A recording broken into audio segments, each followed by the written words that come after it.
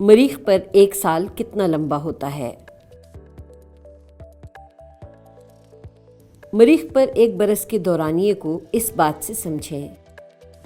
زمین سورج کے گرد اپنے محور میں 67 میل فی گھنٹہ کی رفتار سے چکر لگاتی ہے اور یوں ایک سال یعنی 365 دنوں میں اپنی گردش پوری کر لیتی ہے۔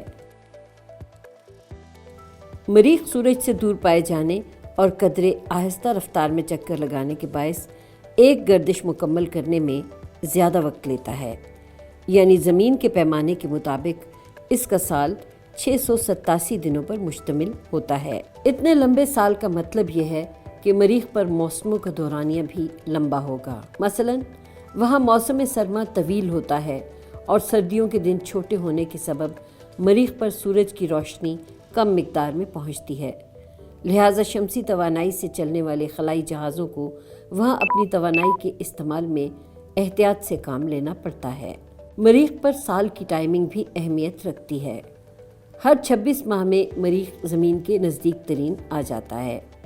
یہ خلائی جہاز کو مختصر ترین وقت اور کم ترین ایندھن میں مریخ پر اتارنے کے لیے ایک بہترین موقع ہوتا ہے۔ جب خلائی روبوٹک گاڑی کیوریوسٹی روور مریخ پر اتری تو اس کے ذمے کم از کم 1 برس تک مریخ پر رہنے کا مشن تھا، یعنی زمین کے 687 دن۔ تاہم زبردست بات یہ ہے کہ مریخ پر کامیابی سے اترنے کے بعد اس کے مشن میں توسیع کر دی گئی۔